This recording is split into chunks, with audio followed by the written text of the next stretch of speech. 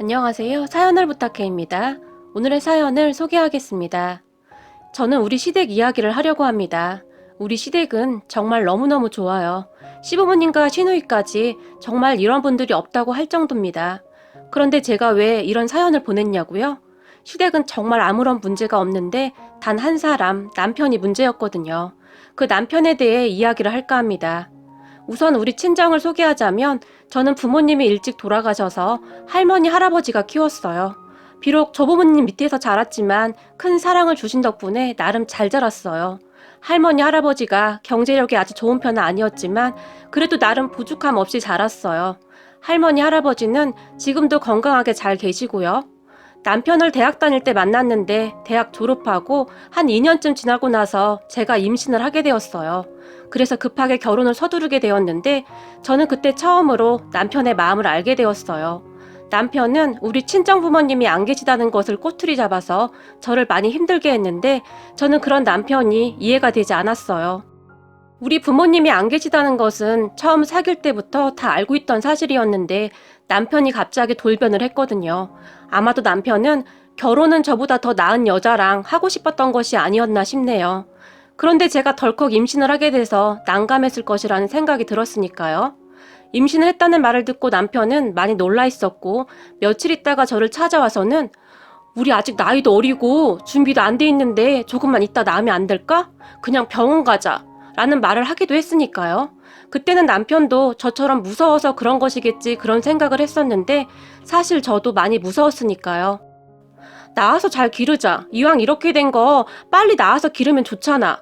남편을 설득했지만 남편은 이미 마음이 떠난 듯 했어요. 그러다가 그 사실을 우리 할아버지 할머니가 알게 되었고 결국 시부모님에게 연락을 하게 되었어요. 그렇게 우리는 갑작스레 상견례 아닌 상견례를 하게 되었고 남편의 얼굴은 아주 못 씹은 듯한 표정이었어요.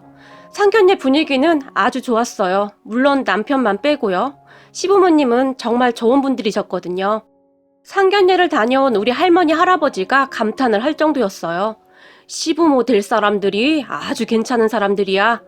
상현이 저것만 보면 결혼 어떻게 시키나 걱정했는데 다행이다 다행이야.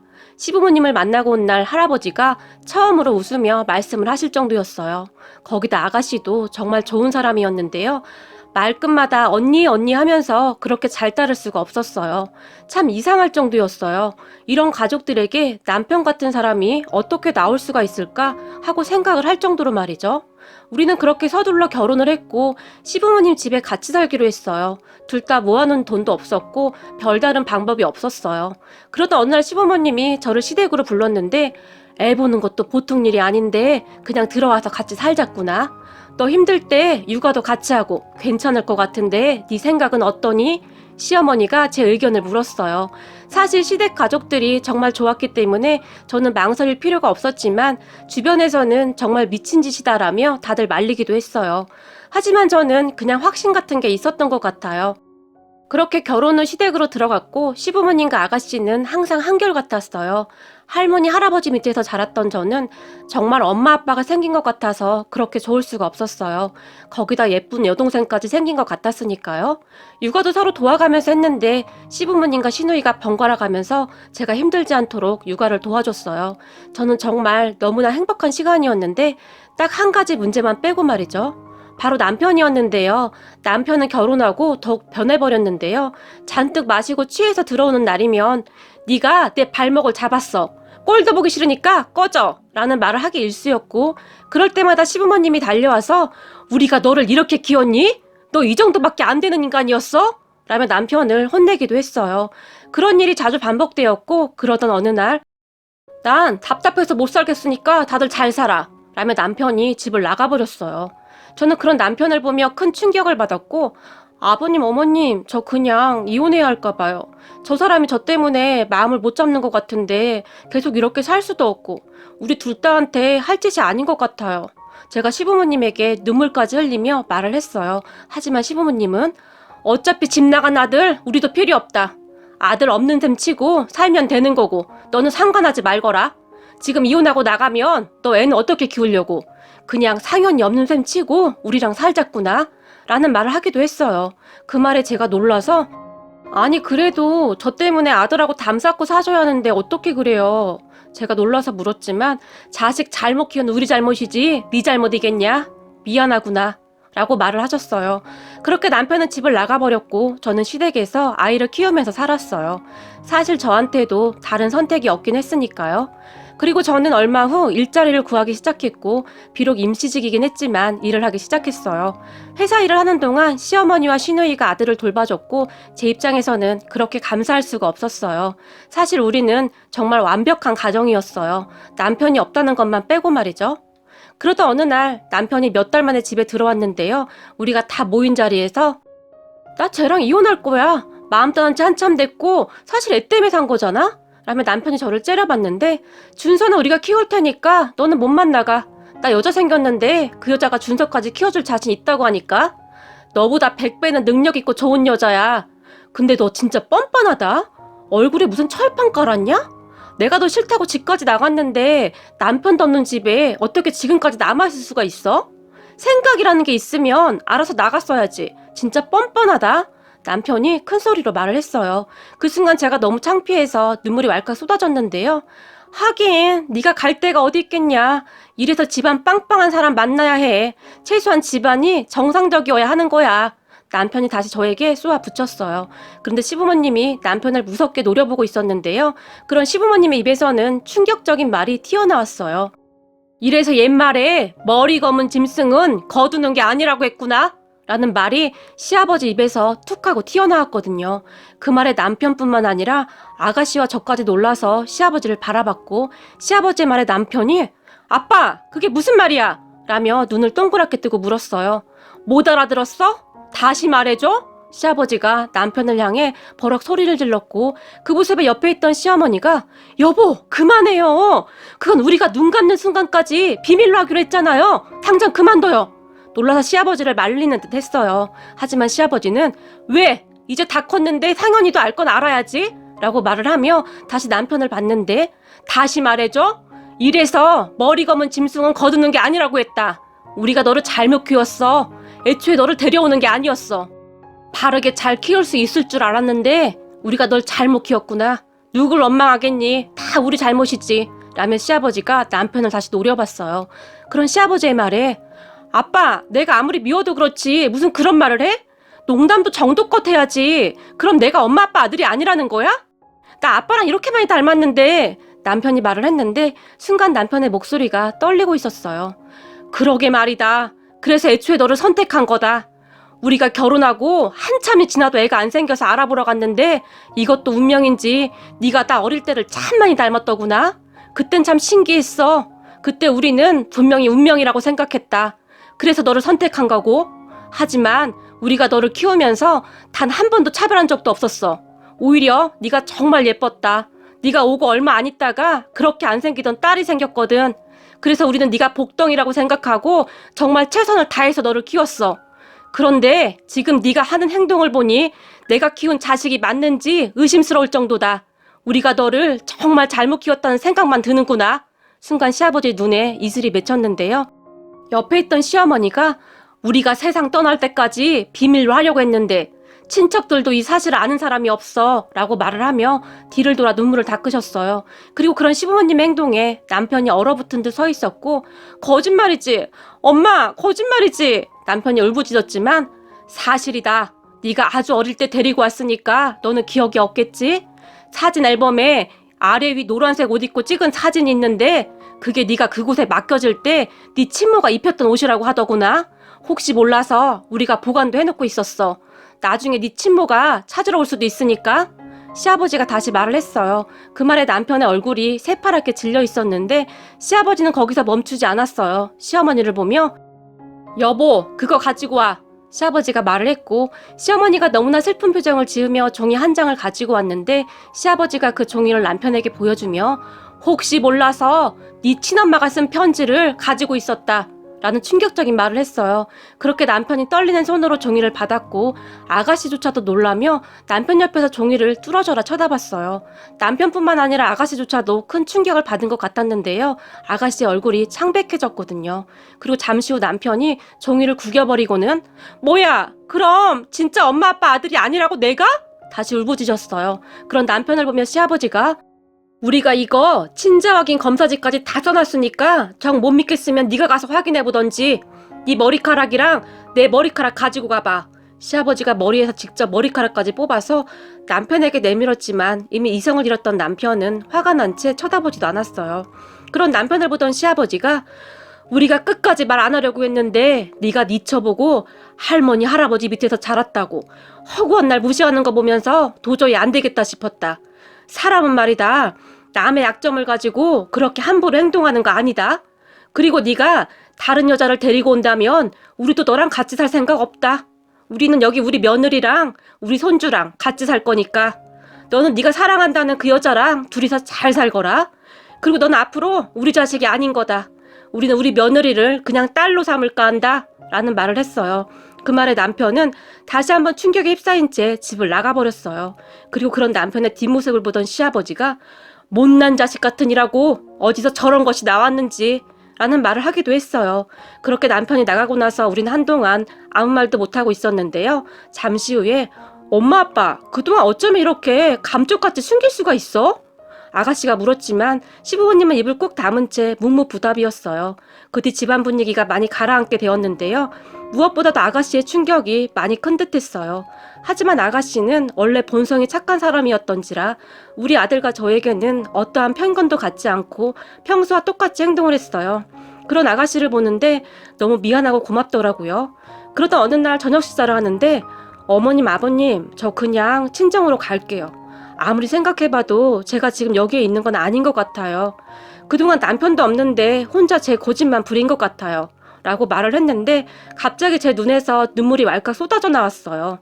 그런데 그런 제 말을 듣던 시어머니와 시아버지가 동시에 안 돼! 절대 안 돼! 라고 소리를 지르셨어요. 그리고 아가씨도 언니 저는 단 한 번도 언니가 남이라고 생각한 적 없어요.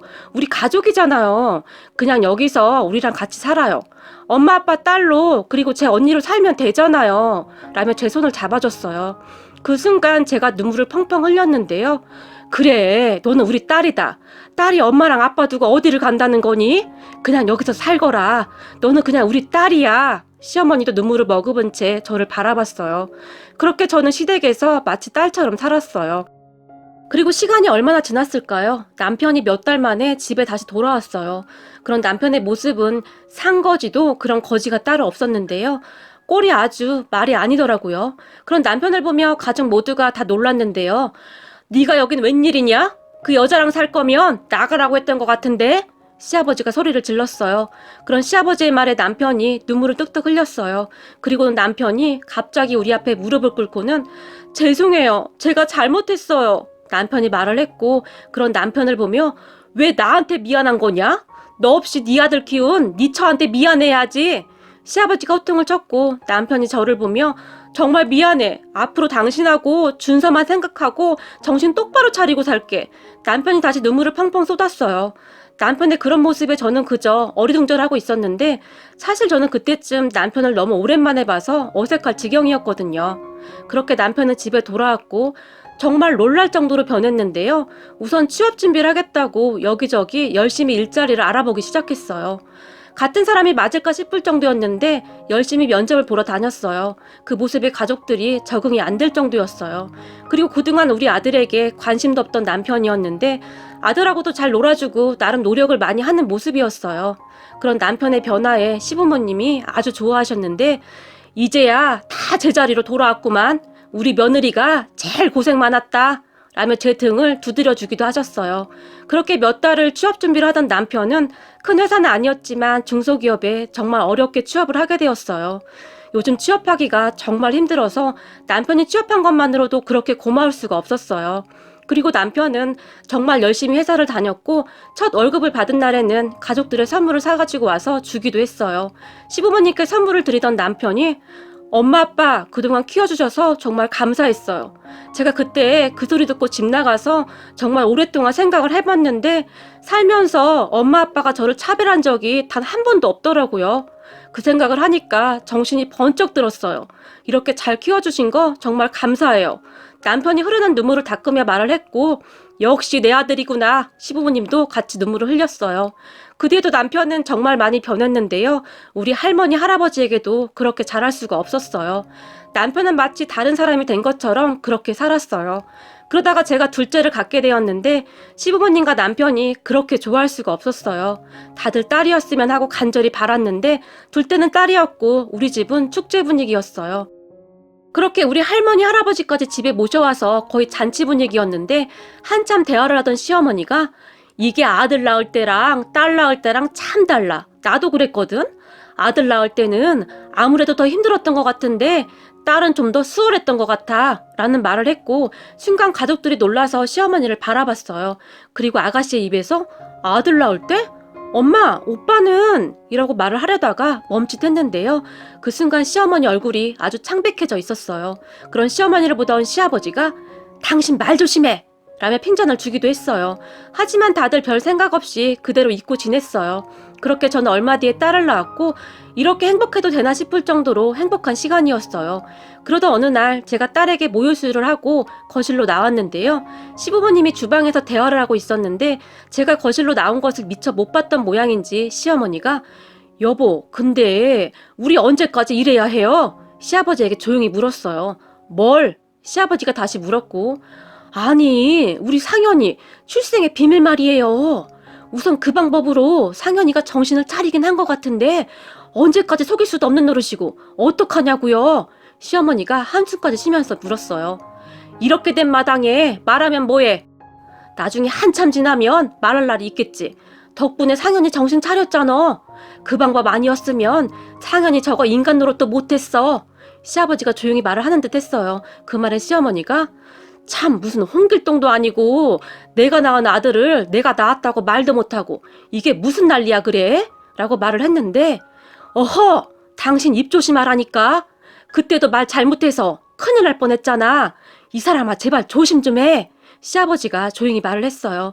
그리고 그 말에 제가 깜짝 놀라서 주방으로 성큼성큼 걸어 들어갔는데요. 그런 제 모습을 보던 시어머니와 시아버지가 깜짝 놀랐는데 시어머니가 들고 있던 그릇을 놓쳤고 그릇이 그만 쨍그랑하고 깨지면서 산산조각이 났어요. 그리고 두 분이 무슨 도깨비라도 본 듯한 표정으로 저를 바라봤어요.